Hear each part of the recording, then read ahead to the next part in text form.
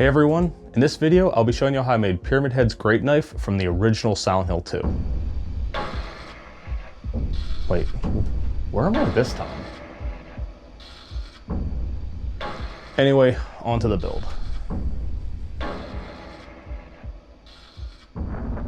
So a while back I had made a template for a Pyramid Head helmet. This is still available for free on my website, and in that video I showed you how to build the whole thing. Since then, I had the idea to make a fully detailed one, and I'm currently working on that now out of EVA foam. I'm currently waiting for some stuff on this to dry, mostly mounting hardware on the inside. That's going to take a few days. So in the meantime, I needed something else to work on. So I had also made a template for Pyramid Head's great knife from the game as well. So I'd scaled this to my height. In-game and in the statues and stuff, if you measure out the sword compared to the body, it tends to go straight up to his shoulder from tip to handle. So that's what I did. This is measured to 5 feet for me because I am 6 feet. You can measure out what it is for you and then scale it up or down per what size you need. I also did some quick math and realized that I might only need 1 sheet of 10mm foam for this whole thing. Granted, I'll probably need some 5mm as well, just in the middle, but yeah. I also have some dowel rods and some other stuff, so I think while I'm waiting for that to settle for a few days, I'm gonna try and make this. And I don't know, I have the helmet and then the sword as well. I don't know if I'll go the whole way and try and make a whole costume, who knows, but this is what we're working on now, so let's get to it. Before we begin, as I had mentioned, I have made a template for this weapon. It's free on my website, on the templates page. It's available as a printable PDF file. Just make sure that your printer settings are switched to poster. This will print the image at true size across multiple pages. This option doesn't seem to be available when printing the file from your browser, so you have to print this from Adobe Acrobat to be able to print it to true size. But anyway, on to the build. I started off by unrolling my foam. The stuff wants to conform to the shape that it was in, so I tend to roll the foam in the opposite direction to get it to lay flat. Once the foam was ready, I laid it down and traced my template with a silver marker. I traced this out twice on 10mm foam and once more on 5mm foam. These 3 pieces will be laminated together, making the core structure 15mm wide. From here, I needed to cut those pieces out. I kept my blade sharp with my blade sharpener and kept it oiled with some WD-40 so that my cuts stayed smooth and clean. I also used a roller to keep my cut lines straight.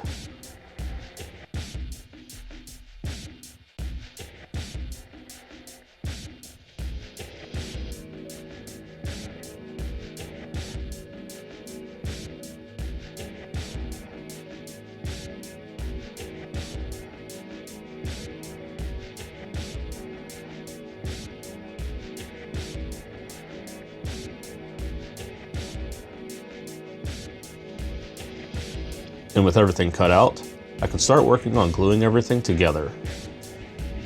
A few words of advice if this is your first time with this stuff: either wear a respirator or have a few windows open and some fans.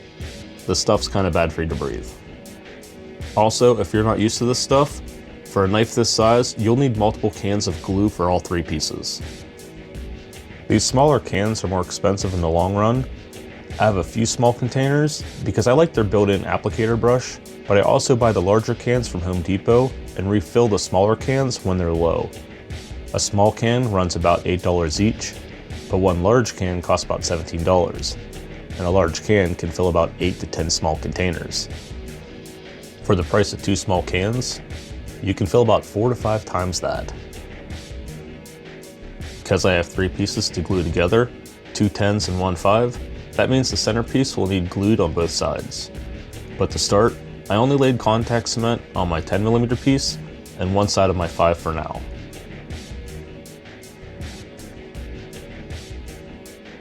Once their coat of contact cement dried, I pressed them together and then got ready to start adding my support material. I glued the centerpiece on first because with all the holes that I'll be cutting out in this, if I were to glue it on after, it wouldn't have held the same shape and would have been harder to line up. With the two pieces glued together, I brought up my 2 yardsticks and some wooden dowels to figure out where I wanted these to lay. Once I knew where I wanted everything, instead of tracing the pieces out, I just cut around the sticks. To make sure I didn't cut too deep, I measured how far down the blade needed to go to cut 5mm of foam, and then just put my finger on the side of the blade. As long as I kept my finger on the side of the blade, it wouldn't go any deeper than that. With my pieces cut out, I removed the foam and checked the fitment of the yardstick. It fit good, so I grabbed my contact cement and gave it a generous coat.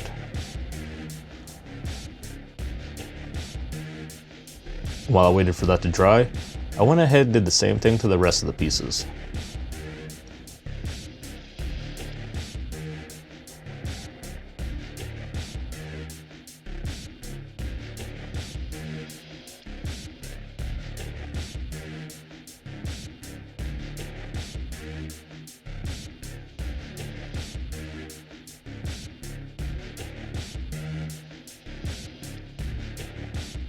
I also went a little crazy and started sticking dowel rods everywhere. Anywhere that looked like it might need a little extra support, I threw one there. And with all those glued in, I took my last sheet of 10mm and pressed it down on top.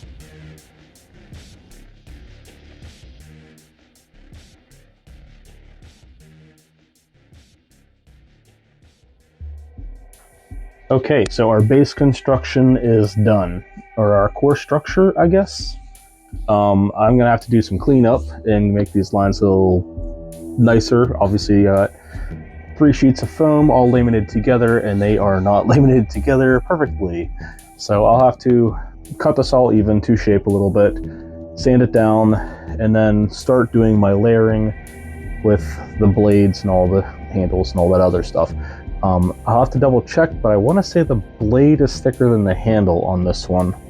Usually it's the other way around for a knife, but I believe, as Masahiro Ito has confirmed, that originally the idea in Silent Hill 2 was that this was basically going to be a case of kill la kill, where this was a 1/2 of a scissor, and then the other half, I guess James would get later, which he technically does, but I think he acquires Pyramid Head's knife, but I'm rambling. That would explain the giant circle that's normally right here on the knife. Again, I'm rambling though. So that's what I'm gonna do next. We're gonna do cleanup, and then we will finally start detailing this thing. But that's it. With all the stuff held inside, it actually holds its shape and holds kind of steady, pretty good. I'm holding out the handle, very little bow. It was probably a little overkill on the internal support, but better safe than sorry. Definitely, yeah. But, I mean, as far as the prop goes, it is pretty sturdy. So, that's good. Up next was cleanup. I went around with my blade and cut off any excess from my 3 layers. And with the majority of that cut off, I pulled out my Dremel and started smoothing those edges out as best I could. Of course, this is going to be very messy. Just because of how big the knife is, there was no way I could contain all that dust in one spot. So needless to say, there was a lot of cleanup after this, and we're just getting started.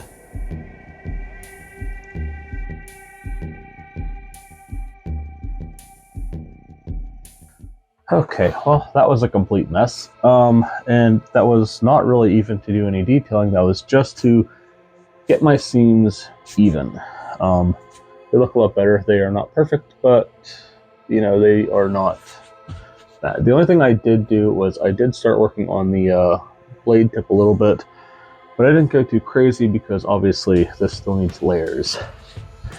So, I'm looking at my 3D model here of Pyramid Head, or rather more looking at his knife. The top portion of this, which would be this part right here, is fairly square, for lack of a better term. but your bottom here is a lot more like rounded and beat off, much like the blade itself. Obviously not as sharp though. So that we can do. But what's more confusing to me anyway is the blade. So the way this model works out with the blade is that at the top here, it's wider, which is almost, from looking at this, it would look almost like an extra 10 millimeters on both sides at the start of the blade, at the very top along here. And then it comes down to a complete point at the bottom. So this would be insanely thick, and then this is insanely thin. So it's weird because they do this strange overlap where the blade is thicker up here, but then the handle is thicker down here. I think I will do the blade maybe 5 millimeters on each side, 5 millimeter on each side for the blade, because, well, one, I'm out of 10 millimeter foam. I mean, I have a lot still, but it's all in pieces. I'd rather keep it all one piece. So there's that. All in all, this is not a hard build. It's just a lot of sanding that's insanely messy. All right, let's get to work on this blade. And to do that, I still have this. Well, part of this already kind of broke off the handle. I'm going to be using this for my template. And the reason I am doing that is because I don't have my template that I printed out originally. I had printed it out originally and then transferred it to this, I don't even know what this was. Poster board? Yeah. But, okay, there we go. Don't need that. Actually, I'm not throwing it. I already have a pile of everything else. I'll just put it in my pile of cardboard. But yes, so this is all we need for the blade. I'm going to see how much 5 millimeter foam I have, and I can hopefully get 2 traces out of this. So I traced out my 2 sides of the blade in 5 millimeter, gave everything a coat of contact cement, and pressed it all in place. I should note that these outer pieces are a little larger, just because I had already started trimming the bottom of the blade to be sharpened, which is what's coming up next. I laid the knife on the table and used my ruler to measure out where the blade's bevel would be. I do have it marked on my template, but I didn't have it on hand, so I more or less eyeballed it. I started by tracing out 3 inches, but that seemed a little too much, so I measured it down from that to about 2.5 inches.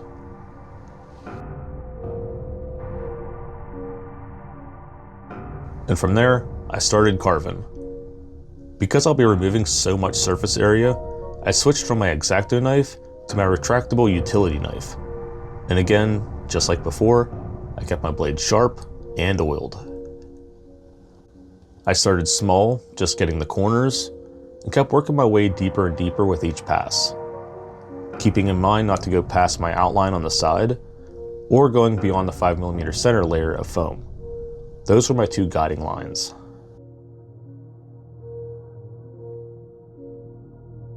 Okay, so technically I'm recording both this and the helmet at the same time, and I just got done sanding a bunch on the helmet, and I figure since while I'm at it, I'm going to jump back over to this and might as well start sanding this as well, because I am covered in dust. But before we do that, let's talk about this real quick. So I had already taken my big old knife here and just carved the ever-living crap out of this. Couple things to kind of really keep in mind when doing that is never ever cut towards your body. I've been working in a factory, same factory, for almost 20 years now, and yes, I'm that old, and that was our number one rule we have in there, because we do use a lot of like razor blades, knives, and stuff like that. First rule they taught us: never cut towards your body. That means if you have a hand holding something, never cut towards your hand, or whatever. Always cut away from you. I followed that rule for the most part. Every once in a while, I did have to hold on to something though. So do as I say, not as I do. But that said, I mentioned it a couple times in some other videos, but I'll mention it here as well. You saw me using some WD-40 on either the blade or my knife sharpener. That is because while foam is very porous and all that, it will dull your blade. But what a lot of people don't tell you is that it also dries your blade. So what that means is when you ever buy replacement blades for these, if you ever notice, they're always covered in a layer of oil.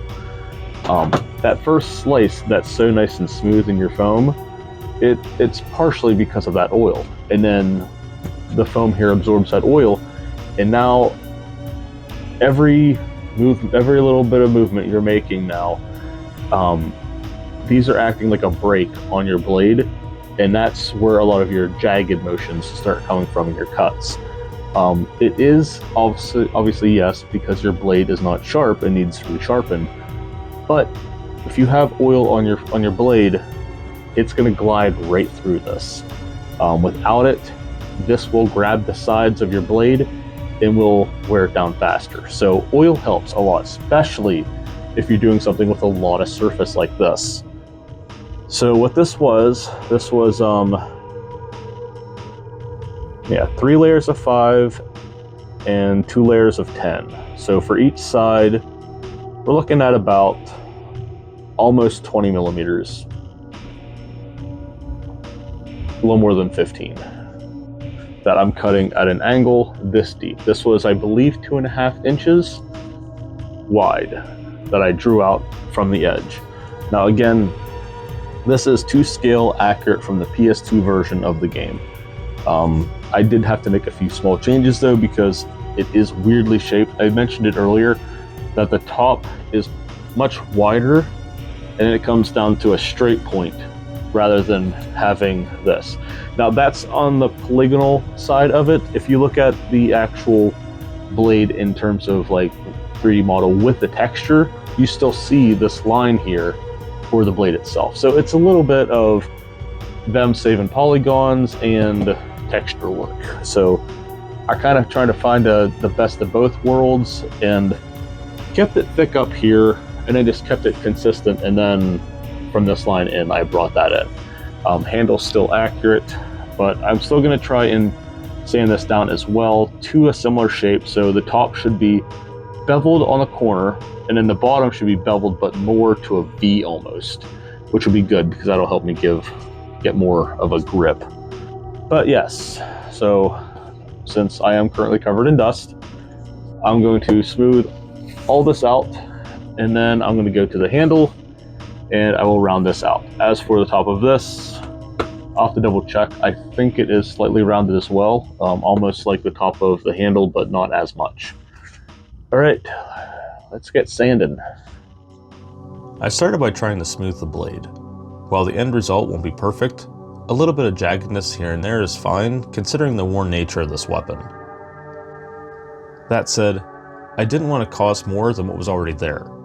So to try and clean up my inconsistent cuts from my blade, I only worked along the blade in back and forth motions, only reaching in as far as my Dremel bit would allow, so I didn't change my angle and accidentally dig into the foam.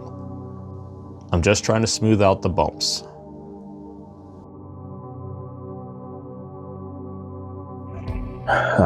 Okay, so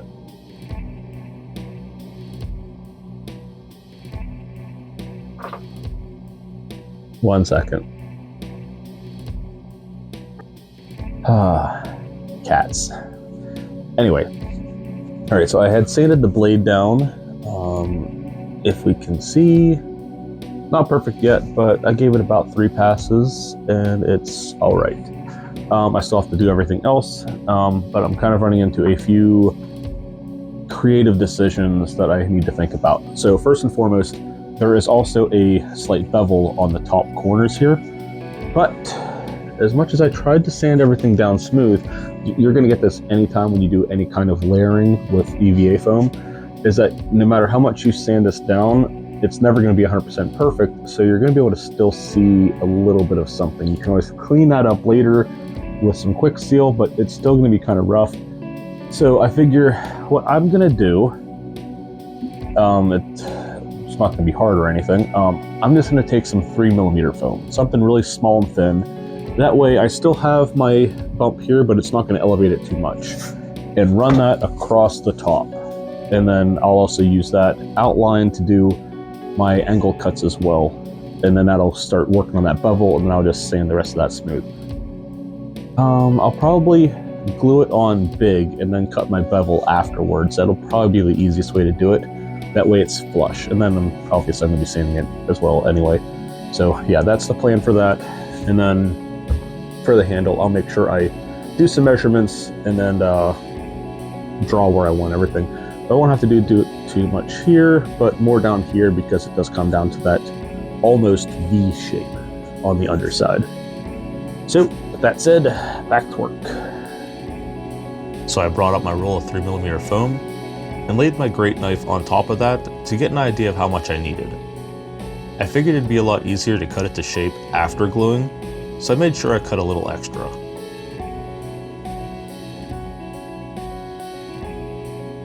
And after my glue dried, I laid the knife down on the 3mm foam and gave it a good press.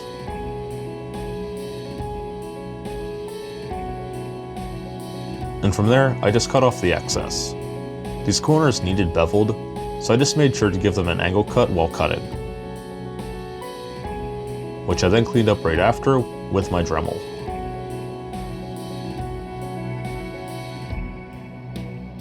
And from there, to get ready for the next part, I measured out where the bevels on the handle would be, and drew them out with a Sharpie.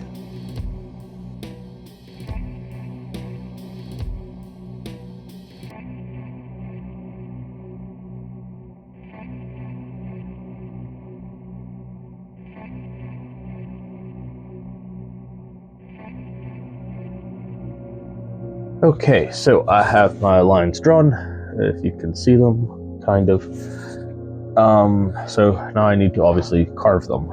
The way I'm going to do this, it's going to be hard to tell with the camera, and it's kind of hard to tell for me too, but obviously since this is laminated, what I'm going to try and do is actually follow the lines of the actual layers of sheets, and that's where I'll do all my beveling. Actually, I did a really good job sanding this, so it is really, really hard to tell. I believe the handle was 5mm in the center and then 10mm on each side. So that might be a bit much, but I'll work with it, I guess. And then for the bottom, I'm probably going to take this bottom line the whole way, not to the center, but to the center of the 5mm foam. So it'll be a whole 10mm I'm cutting down in, if I can. It's one of those things that's kind of hard because you are more or less watching two cuts at once, where the blade is coming, where the blade's going in on one side, and where it's coming out on the other. So that's going to be fun. But I already did it here several times, so it's okay. Yeah. So let's get cutting. As always, do as I say and not as I do. You can see several times where I'm bringing the knife towards my hand while cutting. This is not safe. Do not do that. Also, just like when cutting the blade on the knife, always keep your cutting utensils both sharpened and lubricated. This foam loves to grab onto your blade. Keeping the sides of your blade oiled is a great way to keep it sliding through the foam.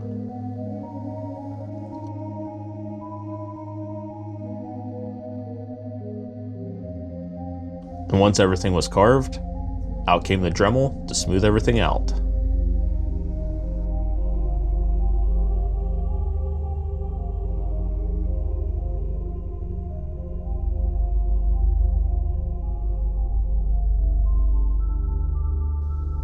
The great knife is finally starting to come to shape.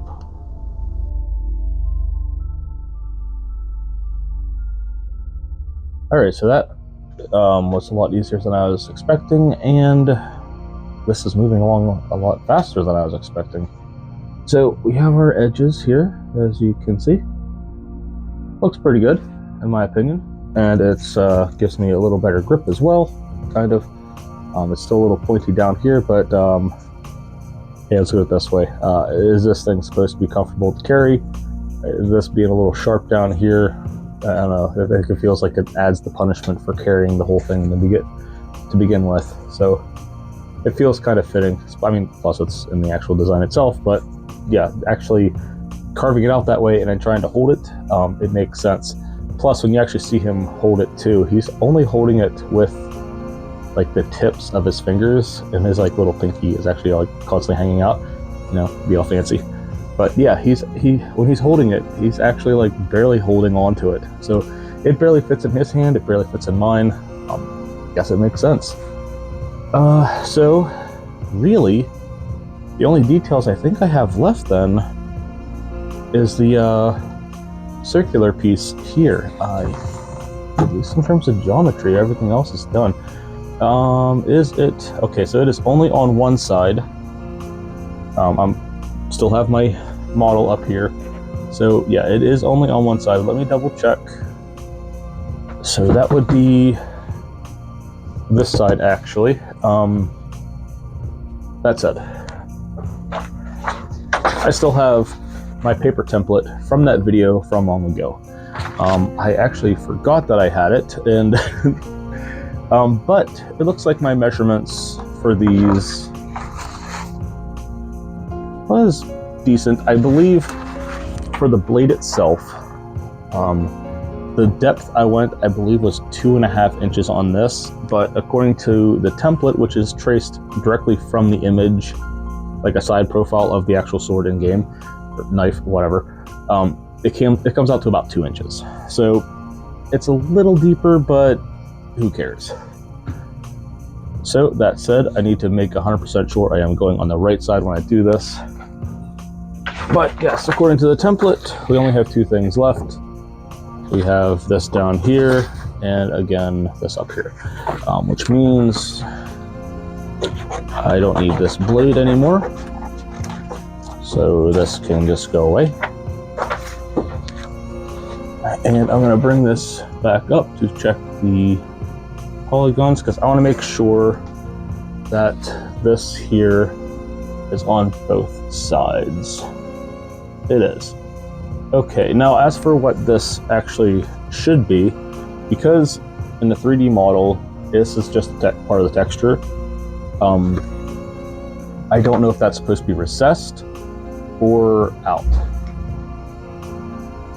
Because if we are looking at something like a butcher knife,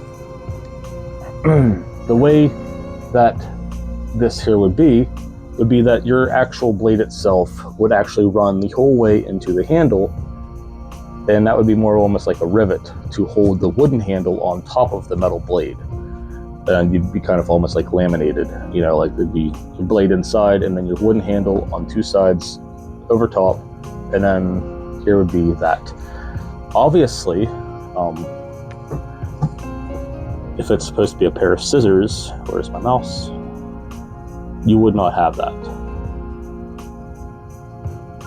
Yeah. Because if you look at knives, a lot of them have those same rivets in the handle. I don't know if I'd call them rivets or not, but yeah. Now, keep in mind that we obviously don't see this weapon in game until James is given the knife by Angela. So is there also a connection with that? Or do we have, you know, some neurons crossing and we're getting a mix of the two, you know, a big version of that knife, but in the shape of a scissor? I don't know. But so we're going to go with the aesthetics of a knife for at least this part here. So it's going to be kind of flush. I think what I'll do is I'll just make a recessed bit circular thing. If anything, maybe what I'll do is cut out a full layer of circle, put in something else, give it some little bit of bevel, put it back in. That's probably what I'll do. And then as for this, I guess it's a good thing that it's only on one side. This will be easy, just cut that out, transfer it to 10mm foam. Yeah, I think 10 seems about right. Double the edges, and just slap that on. So let's do that. To make sure the location and the angle of this piece was correct, I cut it from the template and then traced it exactly as it was on the template.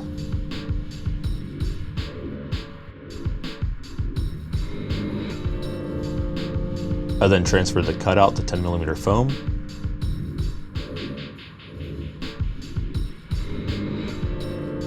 and then beveled the edges to make sanding easier. I also cut into the handle as well to create a recessed portion for the circular piece to fit into. But of course, cutting out 10mm foam to fit a piece of 10mm foam back in would lead to a flush piece, and I need this to protrude out from the side. So I added a piece of 5mm to the bottom of the circular piece and glued them together, and then glued them in place. The piece on the end of the handle, however, was going to be flush. So I cut that out, sanded the corners, and inserted another piece.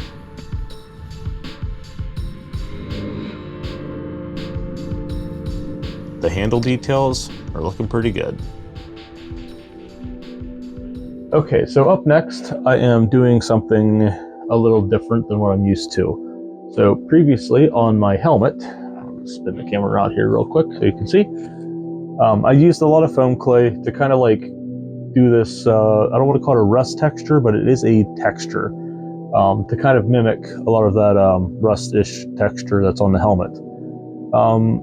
Use a lot of foam clay, water everything down, and then just kind of like small little blotches here and there, and then just spread it out as thin as I could. That texture that you see on the helmet, you also kind of see on this knife as well. So I figured I might as well do the same exact thing here. And I don't know which video is going to come out first, so you saw one, this is going to be the same exact thing. I'm going to take my foam clay, get this all wet, get that wet, spread it on real thin, little globs here and there, and then just smooth it out. And my goal is to try and mimic all of these patterns as well.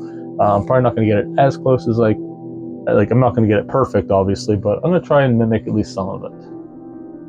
For the foam, I got the surface wet first, and then I stretched my foam clay out really thin. From there, I broke it up into small pieces and laid that along the blade. Once I had a couple pieces laid down, I then wet my hand and smoothed the foam out as flat as I could get it.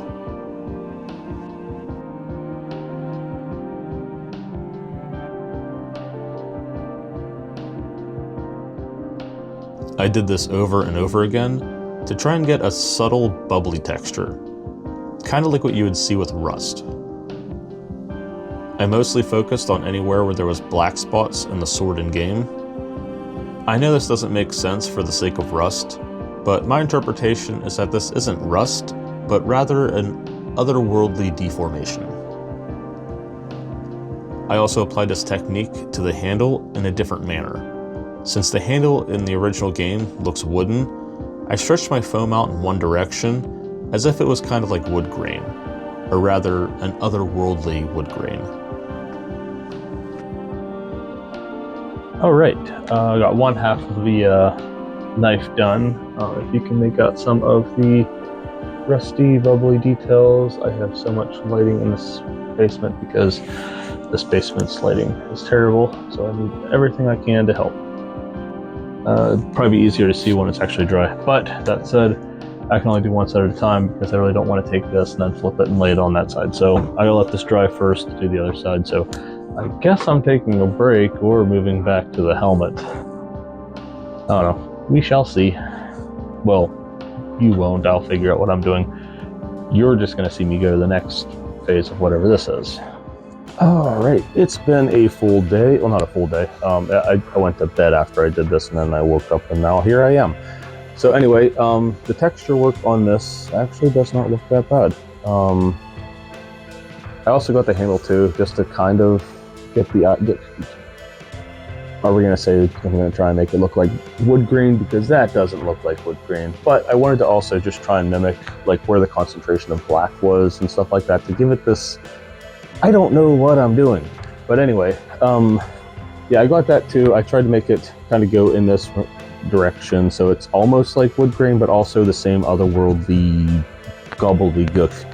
But as for the blade itself, the texture work matched pretty good to that. Obviously, I'm not going to get insanely close, but my goal was to at least get the concentrations in the right spot. And then just kind of like winged it when it came to doing like all that splotchiness all around it. But that said, I do like the way it looked. Now, obviously, like I said to you not even a minute ago, I couldn't do the other side yet until this dried because I don't want to lay wet this down. So it's now good. I'm going to flip this over and do the other side now. Again, same process as before. And as usual, Sable wanted to supervise.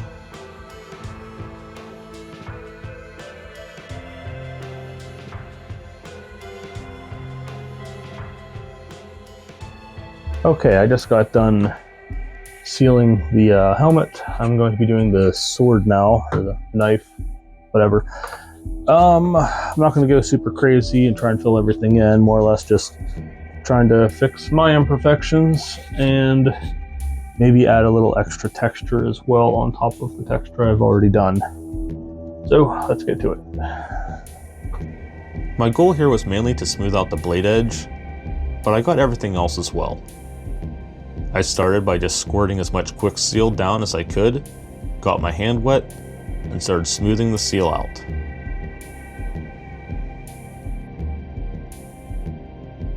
For the side of the blade, I just got it thin enough to lay down a coat, and to fill in and around any corners around the foam clay. And for the blade edge, I let it stay a little thicker to fill in any imperfections that I couldn't fix with my Dremel. In the end though, I still had a little too much in the side of the blade, so I used a paper towel to soak up some of it. Worst case scenario, this adds a texture, but in this case, texture is good, so there's no loss here.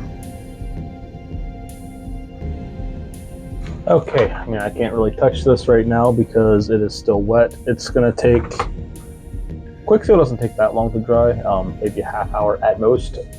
So I'm gonna take a break. I'm gonna let this sit.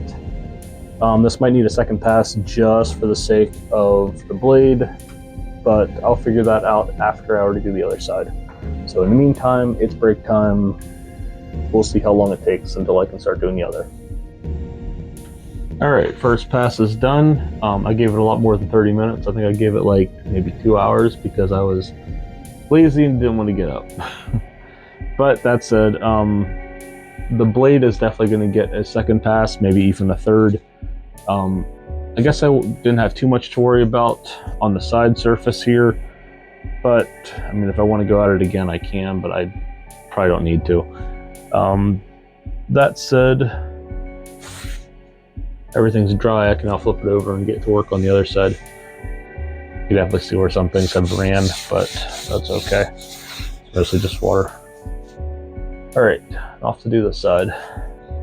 And just like you already saw, this is the same process. Nothing fancy here to see, except for Kiana walking back and forth on the radiator. So let's just jump right to paint. From there, I took it all out for a coat of Plasti Dip.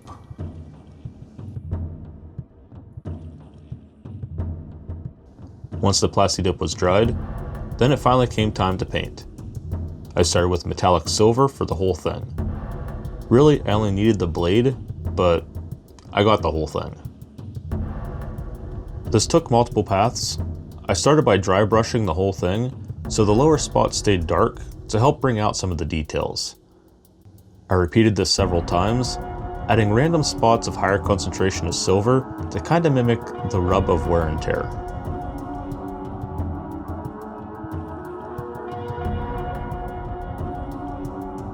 Okay, quick explanation as to what I'm doing, or at least what I think I'm doing, because I don't know what I'm doing. So normally when it comes to shading anything, I like to work from the deepest parts of everything and then working my way up. So normally I paint everything black, and then the higher the detail is raised up, it gets the lighter and lighter colors. So the utmost highest peaks in that whole valley of whatever is detailed is then the brightest, and everything that's at the lowest, like cracks and corners and stuff like that, stays black. I had the idea, mostly because of the way I did the texture on all of this, that texture is more in line with all the dark colors. So I'm like, okay, well, considering the nature of these characters and all that stuff, would it be interesting if I do that process backwards? I don't know how that's going to turn out. I'm hoping it doesn't turn out bad, but so instead of starting out black and then work my way to later colors, my plan is to start out light and then work dark. It will be reversed. I'm expecting it to look weird, and if I'm lucky, it'll give me the effect that I want, but still, yeah. That said, corners and stuff like around like the edge of the blade and a little circular piece here, those I'm still not touching the corners for that anyway. So when it comes time to do that black glass pass,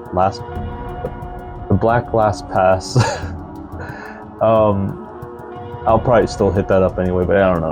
I don't know what I'm doing. I never know what I'm doing. I'm just hoping that this works.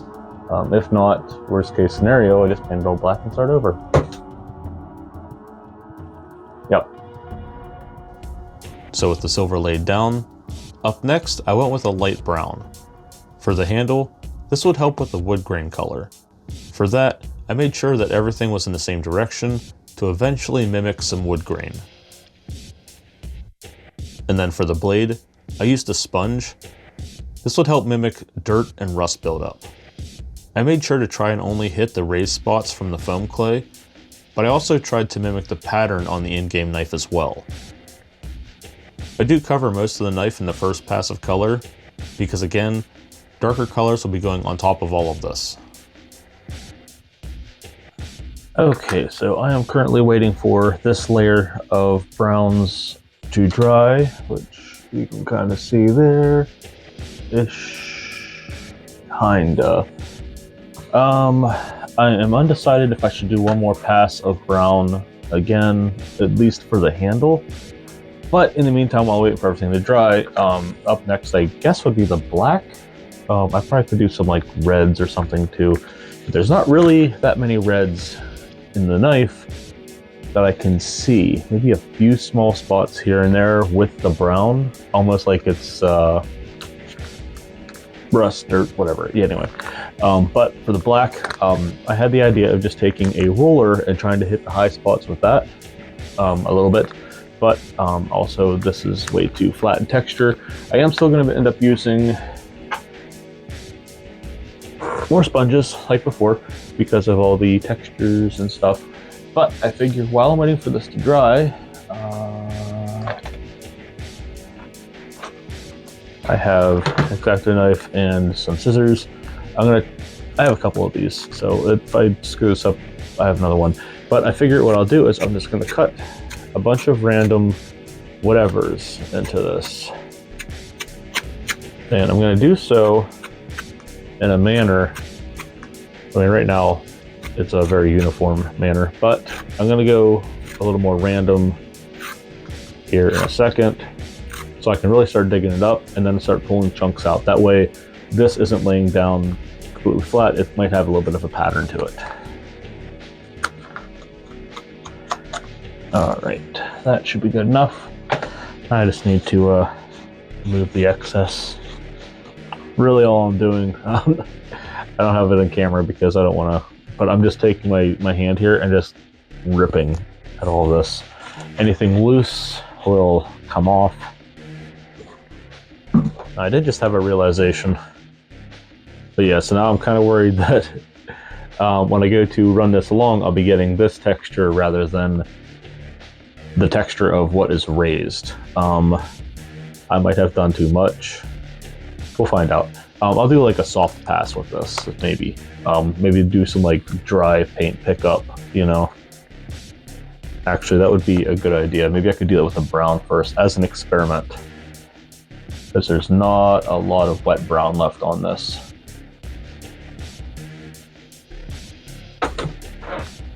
Actually, I do like that. Wow. All right, yeah, that's what we're doing. Okay. This is also dry, so let's screw this up. And up next was the black. I used both my sponge and my ruler, and targeted mostly the elevated parts from the foam clay, along with trying to mimic the spots on the 3D model.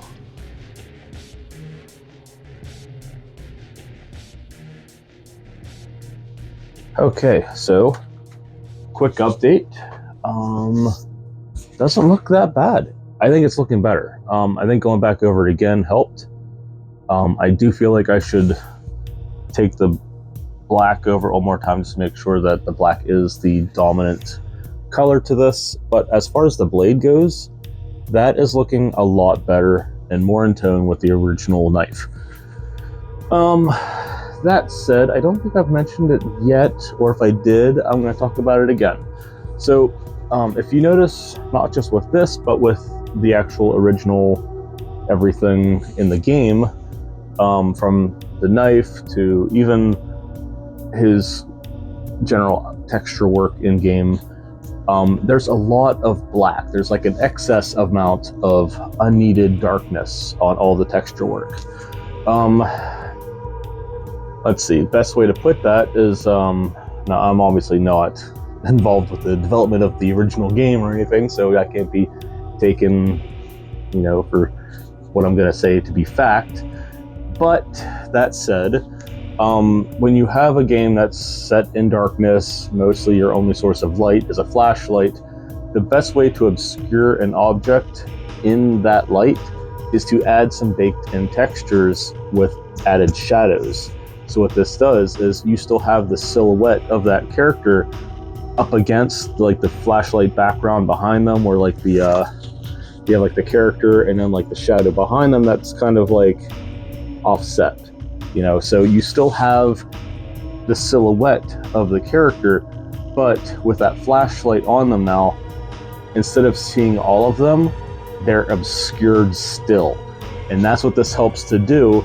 All this extra added darkness on the models, it's not there just to look cool, it's there to add distortion to the what would be the correct word I want to say? I almost said a distortion to the silhouette, but the silhouette is still there, kind of. But it's harder to make out what you're seeing, and that adds to the overall fear and suspense, because you can see something, but you can't tell what it is. That's what I like about the original game over the remake. I might have mentioned it somewhere else, I don't remember, but you know, for example, a good example is the scene where James is hiding in the closet and Pyramid Head's walking closer. In the original game, it's pretty much all from James's point of view in the closet, and Pyramid Head's walking towards the camera. He's backlit, so you only see the silhouette and some mild lighting. So you can kind of make out what you're seeing, but you can't really. And then in the remake, they're like, hey, let's add lighting throughout the entire room, and then we're going to do multiple shots from different angles so you can see every single corner of Pyramid Head. Now I understand that by now he's kind of like an iconic character, but still, that scene should still sell the same way. You should be looking at that going, what is that? I can't see. What is that? You know, the visual context isn't there, but you can tell whatever it is probably isn't good. And I feel like the remake didn't capture that aspect of these characters that well. That's one of the reasons I wanted to do the original version of all this, because one, I like the obscuring details in the texture work, and two, in my personal opinion, I still think the original game is far superior. Is what it is, personal bias. But yes, anyway, rant aside, Blade's looking better. It's looking a little more in tune with the original. I might have to do a little bit with the handle now. I think it still needs something. I'll probably do another pass with the browns again, just like I did with this. And then I think once I'm done with that, probably a layer clear coat just to make it all nice and shiny. Or at the very least, even everything out. Because right now the metal work is shiny like it's supposed to be, And then I don't know. I'll figure it out. So I gave the handle another pass of browns and blacks to help set it apart a little more from the blade.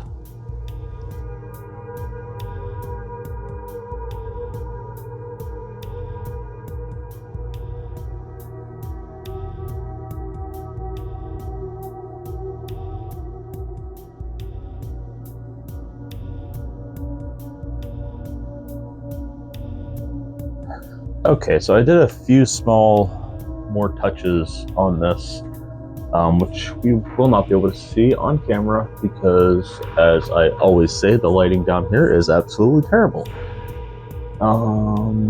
But yeah, it's still mostly black, but with some like fake wood grain stuff. And I did a couple more touch-ups as well with the blade to get kind of that. Yes. So I'm gonna call this done.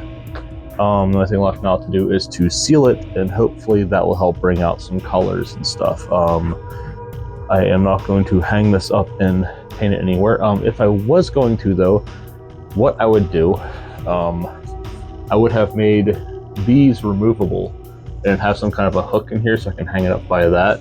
And then after it was painted, put these back in and glue them in place. That would be the easiest way to do it.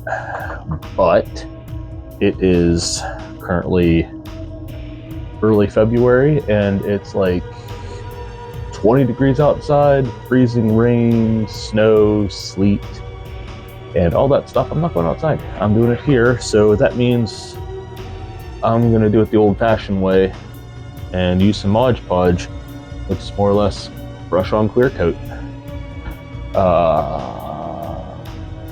Guess I'll just grab a random brush and just go crazy.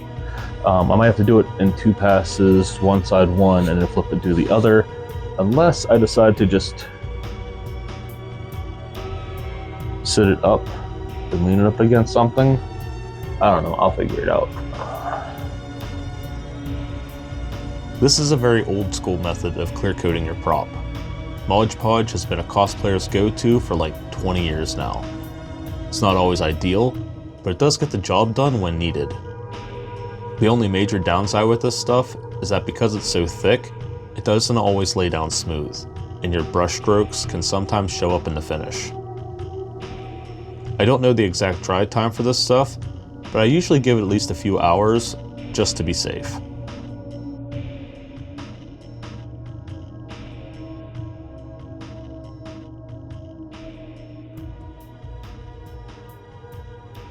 Okay, so I did one side and I went to bed because Mod Podge takes a while to dry. So we learned some things and in terms of personal preference. So here is the side that was unMod Podged, no clear coat. This is the side with it. So 2 things take away from this. 1, since I did this side, I'm gonna have to do the other side. 2, I like this side better. So what does that mean? I do like how shiny it made the blade here, but I don't like how shiny it made the grime. It made everything else shiny as well, including the handle. So my idea then is I'm gonna finish the job, Mod Podge this side, and I'm gonna reapply all the weathering and repaint the handle the way I did before to get the desired effect that I wanted here, that I had here. It picks up better in camera than it does in real life. It's a lot more dull in real life, but in real life I also kind of like the shininess of the actual metal versus this. So that's what I'm gonna do.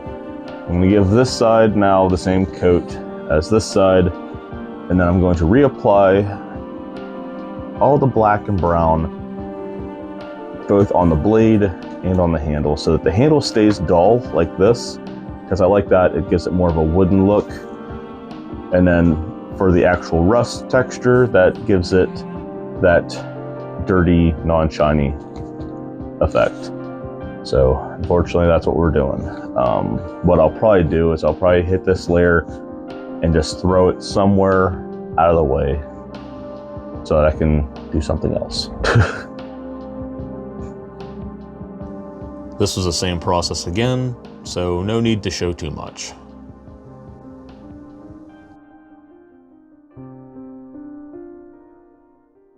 Once both sides were clear coated, then like I said, I went back and reapplied the blacks and browns over top. My end goal was to keep the blade shiny, while the handle and dirt stayed dull. This took several passes to bring back down, and I even used some of the browns and copper colors again too, to lightly bring back out some of that rust and dirt.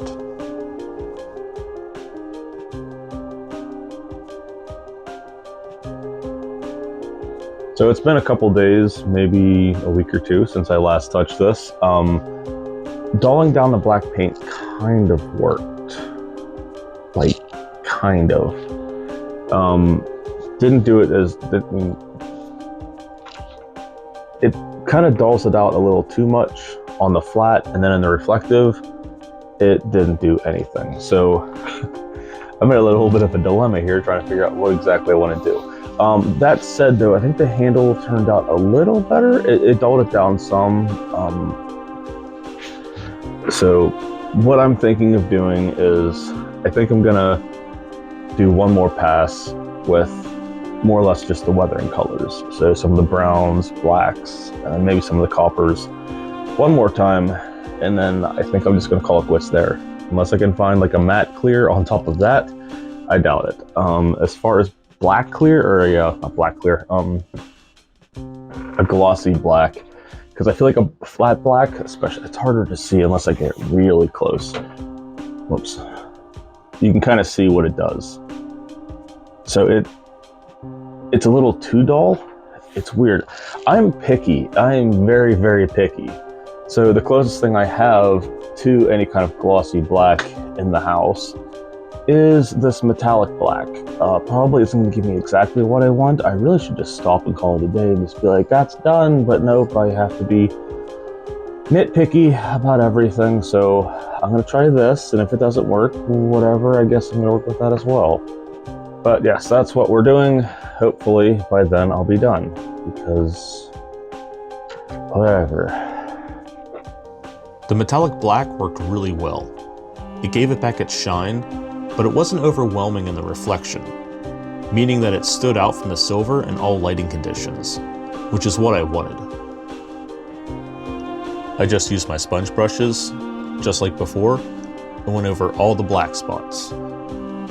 I also hit up some of the rust spots again as well, to help blend in the black, using browns and coppers.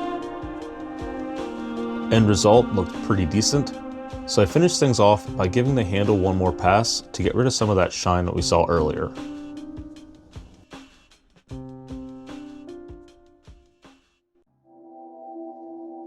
And there we have it.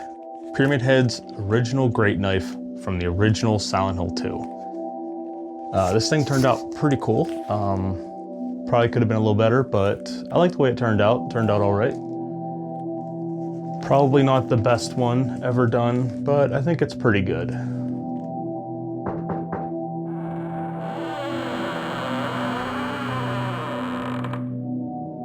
Hey, it's that guy James. Hey, check this thing out. Forget you.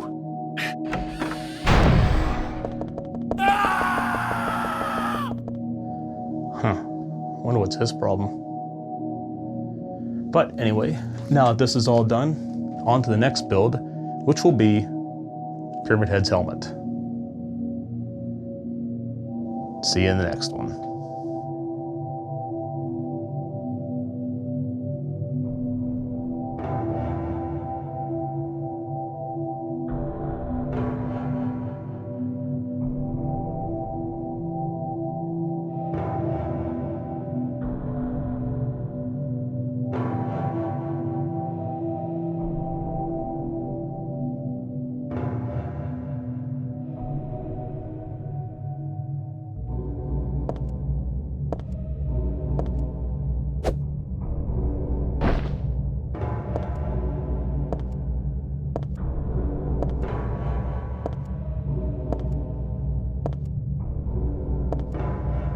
Huh. Wonder where this goes.